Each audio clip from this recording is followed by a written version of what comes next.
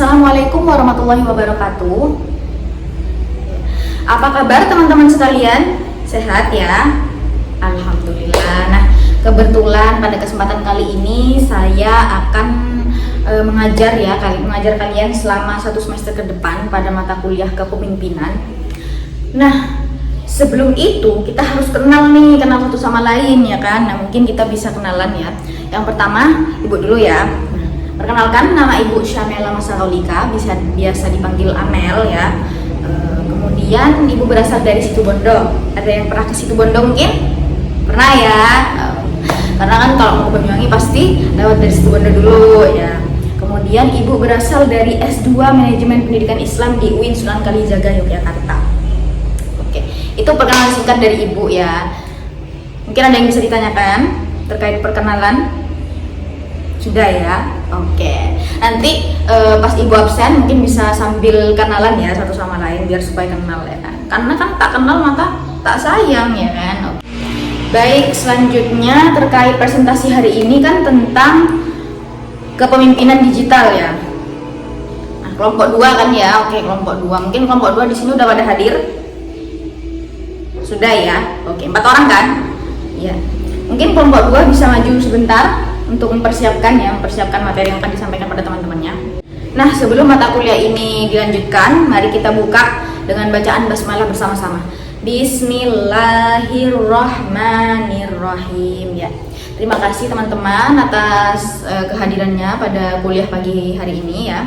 Nah, sambil menunggu teman-temannya, mungkin kita bisa kilas balik terkait apa itu kepemimpinan. Mungkin di sini ada yang bisa jawab? Ya, monggo mbaknya. Mau jawab? Iya, benar. Mungkin ada yang mau menambahkan terkait dari pendapat mbaknya? Ada? Ya, boleh, monggo silakan. Oke, berarti di sini udah pada paham ya terkait kepemimpinan. Kepemimpinan secara singkat. Iya, benar. Oke, nah karena teman-temannya sudah selesai, mungkin kita bisa langsung untuk kelompok 2 mempresentasikan materinya pada kuliah pagi ini ya. Sudah siap? Oke, baik teman-teman, silahkan untuk didengarkan secara seksama ya. Teman-teman yang ada di depan ini kan mau mempresentasikan terkait kepemimpinan digital. Nanti setelah presentasi mungkin Ibu akan menambahkan dan memberikan penjelasan terkait mata kuliah yang kemarin dan mata kuliah yang sekarang. Jadi harap untuk didengarkan dan mohon dipelajari mungkin mata kuliah yang kemarin ya. Nanti akan ditanyakan. Oke. Baik. Monggo silahkan ya Mbak kelompok 2.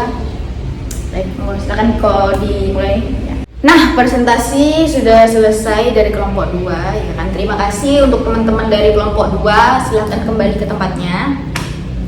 Oke, nah tadi pagi kan sudah membahas secara singkat terkait definisi kepemimpinan ya. Sekarang Ibu akan perjelas terkait definisi dari kepemimpinan. Jadi benar tadi yang dibilang temannya pagi-pagi itu udah benar. Kepemimpinan merupakan proses menggerakkan atau memotivasi orang lain agar mampu bekerja sama dalam mencapai tujuan yang sama. Ya, jadi seorang kepemimpinan tuh harus memiliki potensi dalam dirinya untuk memotivasi orang lain. Jadi nggak cuma membawa kayak visi misi saja, jadi harus mampu memberikan motivasi bagaimana tujuan yang sudah ditetapkan itu bisa tercapai. Jadi seorang pemimpin itu tidak hanya dalam dunia pendidikan saja teman-teman sekalian, di dalam pemerintahan. Kemudian di dalam bisnis juga bisa. Kita harus menetapkan seorang pemimpin yang mampu membawa para bawahannya atau mengarahkan para bawahannya, anggota lah ya, untuk mencapai tujuan yang sudah ditentukan. Seperti itu. Baik, mungkin itu singkatnya ya, karena kemarin juga sudah dibahas. Lanjut untuk materi hari ini ya terkait kepemimpinan digital. Nah, selanjutnya untuk materi tentang kepemimpinan digital. Kepemimpinan digital sendiri merupakan gaya kepemimpinan yang memanfaatkan era digital, karena kan sekarang sudah banyak banget ya teman-teman sekalian pada tahu ya platform-platform digital yang bisa digunakan untuk pembelajaran dalam dunia pendidikan itu lebih efisien dan lebih fleksibel ya.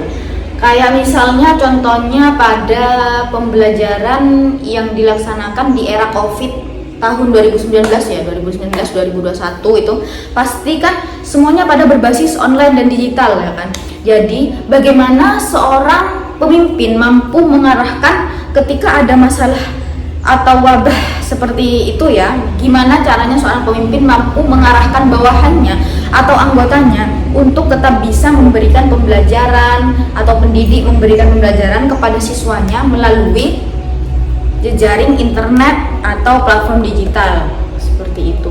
Jadi untuk mencapai tujuan tidak hanya membutuhkan visi misi saja, tetapi butuh arah dan juga memanfaatkan teknologi digital yang berkembang di era saat ini. Seorang pemimpin digital tidak hanya dirinya sendiri yang harus memahami terkait transformasi digital tersebut ya, jadi bawahannya atau anggotanya juga harus dipengaruhi, misalnya dengan cara memberikan seminar atau memberikan sosialisasi ya, sosialisasi terkait pembelajaran atau media-media yang bisa digunakan selama pembelajaran. Bisa juga dengan adanya technical meeting, biasanya kan kalau kayak gitu lebih ini ya, lebih efisien ya, jadi ada praktiknya juga dan guru-guru yang lain tuh juga bisa tahu.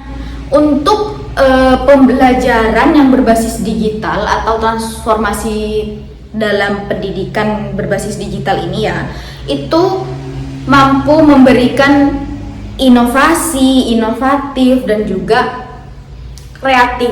Jadi mahasiswa kayak barusan contohnya ya, pemberian dari materi yang dipaparkan menggunakan presentasi PPT.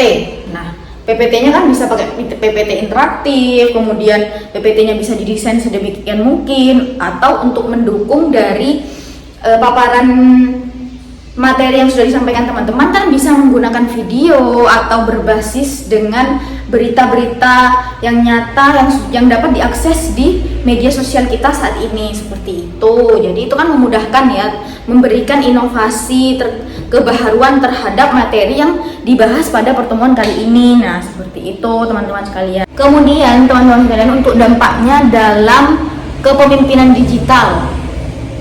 Memberikan dampak apa? Mungkin teman-teman ada yang bisa tahu? Oke, jadi pada dampak individual mungkin kita bisa mengakses seluruh informasi dengan mudah dan cepat ya, dimanapun kita bisa mengakses materi yang kita inginkan. Kemudian kalau untuk secara kebersamaan ya, itu dengan menggunakan digital kita bisa bekerja sama. Seperti contohnya nih, kita bagi tugas, ada yang bikin PPT, ada yang bikin video. Jadi seorang pemimpin digital ya memang harus memiliki kemampuan dalam menggunakan digital, apalagi sekarang sudah zamannya mengoperasikan seperti contohnya gadget, laptop dan iPad dan lain sebagainya ya. Kita udah bisa mudah tuh mengakses segala hal macam materi ataupun apapun, data apapun kita bisa olah, bisa akses semuanya di situ. Nah, mungkin kendalanya dari kepemimpinan digital ya, mungkin bawahan atau anggota ada yang tidak memahami terkait digital tersebut. Jadi kita sebagai seorang pemimpin harus memberikan solusi ya. Jadi karena kan sekarang sudah era digital ya, seorang pemimpin itu tugasnya harus mampu memberikan arahan ya. Semisal dalam sekolah tertentu ya ada guru, seperti contohnya ya guru-guru yang mungkin sudah berumur, mungkin mereka kan kurang paham terhadap teknologi saat ini ya, atau bisa dikatakan bahasa sekarangnya itu gaptek ya gitu kan.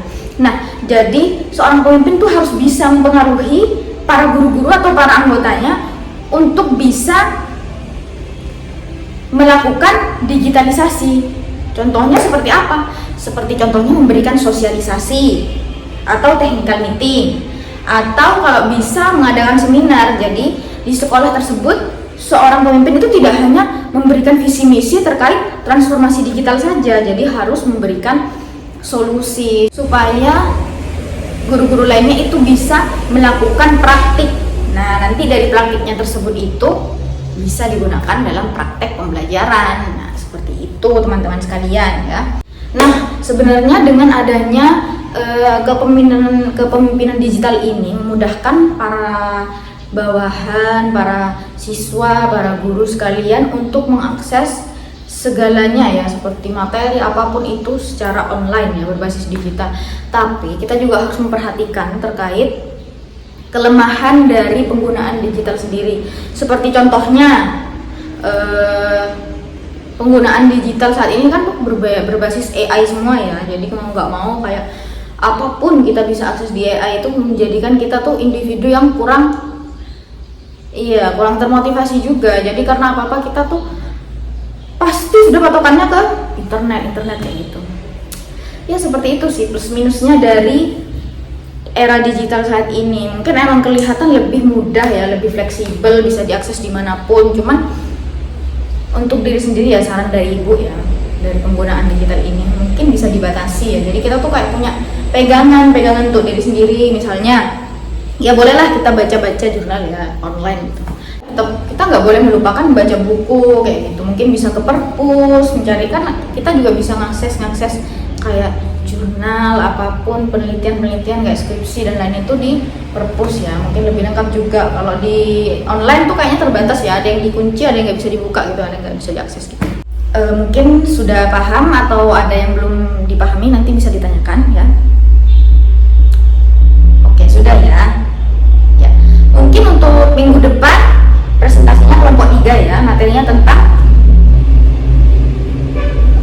ya mungkin nanti materinya disiapkan terlebih dahulu, jadi biar minggu depan bisa langsung tampil kayak kelompok kedua tadi ya. Terima kasih untuk kelompok 2 atas presentasinya hari ini, materinya ya. Jangan lupa teman-teman, materinya tadi itu diingat ya. Terus karena ini sudah jam 8.40 ya, udah waktunya istirahat. Terima kasih atas pertemuan kali ini, semoga ilmunya bermanfaat dan mohon maaf apabila ibu ada salah kata. Sekian, wabillahi taufiq wal hidayah. Wassalamualaikum warahmatullahi wabarakatuh.